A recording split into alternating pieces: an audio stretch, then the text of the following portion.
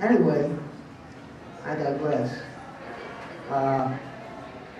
The first job I did as Intersound was the Newsels, which ended up on Nickelodeon. And then we didn't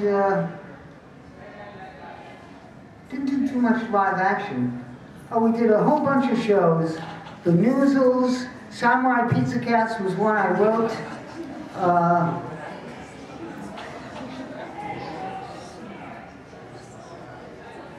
The Newsels, we did Little Women, a 50-episode version of Little Women, which played on HBO.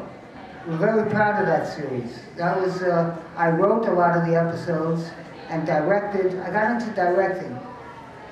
First I would direct myself. We did a show called Wowzer, which was on the Family Channel for 2 or 3 years. It's a dog and a cat. I played the cat, Ratso Catso. He sounded like this: "Hey Wowzer, how about giving me a little piece of your pie? Hey Wowzer, come on out, let's get into trouble." That was Ratso Catso. And that got very lucrative. It was well received, the kids liked it. We did a show called Hello Spencer, which was a German Muppet type show. Here we go back to the puppets. And I played Elmer. Elmer sounded like this: "Hey, hello." He was Hello Spencer's right-hand man. Hello Spencer was this kind of Johnny Carson host. He'd sit behind a table and talk about what went on in town.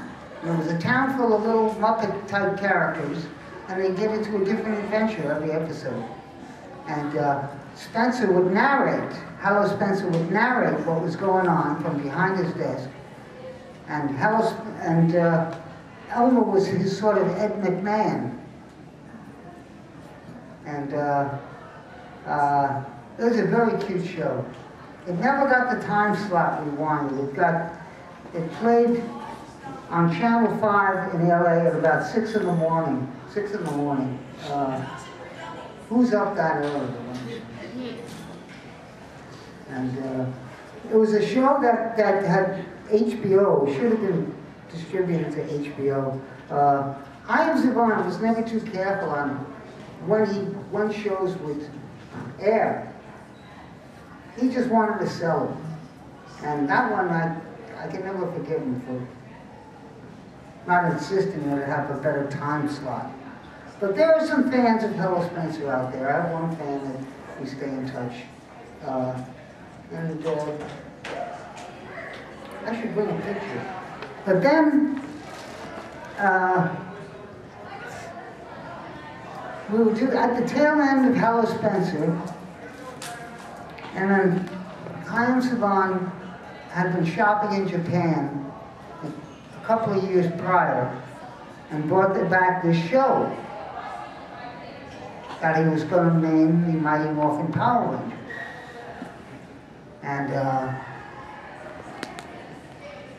he brought in, I gotta speed it up. If anybody has any questions, feel free to raise your hand. I'm supposed to do question and answer. He brought in anyway, to make a long story short, I auditioned, and I'll talk about this with the best of Robert Axelrod. I auditioned and I got, no, I didn't have to audition for the Power Rangers. I just got the role. Here, you're doing Lord Zedd. That's wrong. You're doing Finster. I didn't have to audition for Finster. He said, okay.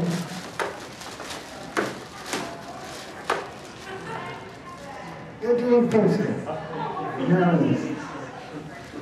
So I did Finster for the first year, and I had a few lines each episode. He sounded like this: "All right, Queen, I'm going to make you some fantastic putty monsters." So he would make the monster every week. And we were going along, making $100 an episode, and we worked up to, and then the show started really snowballing, becoming a big hit. We thought it was going to last maybe 26 episodes. And then die, like, or 50 episodes, and then die, like all the rest of the series we did. Robotech was an exception. Robotech went 90-something episodes. But the Power Rangers just, caught on big time with the toys and the and that.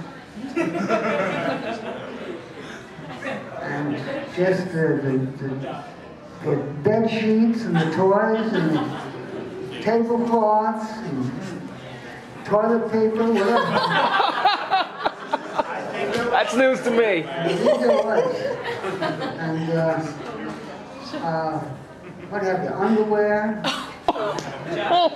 I saw babies' diapers that have Power Rangers on them. So it was a big hit.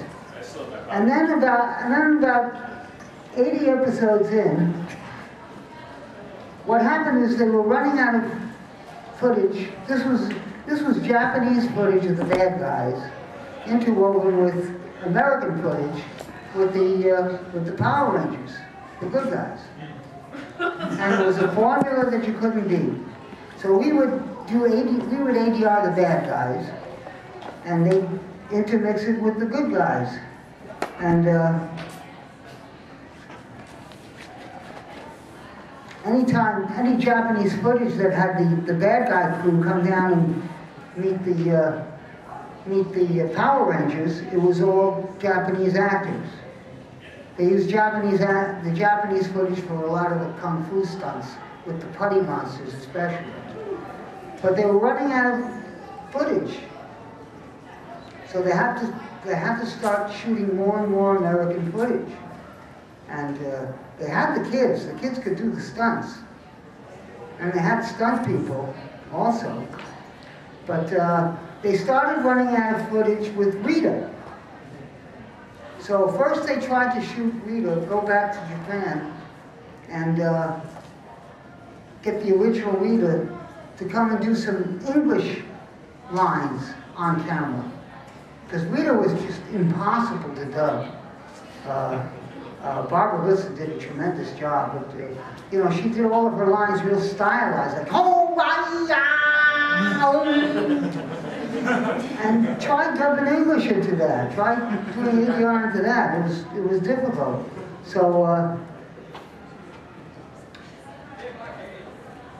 Saban had the idea to maybe we should get a new Rita. But that was, or maybe we should get a new bad guy. I'm going out of sequence. So,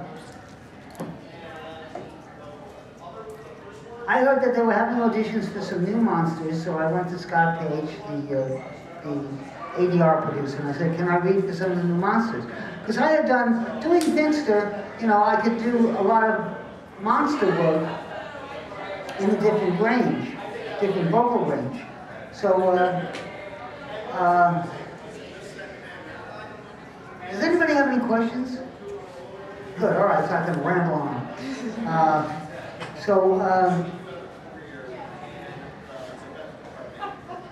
I'm getting a mind fuck.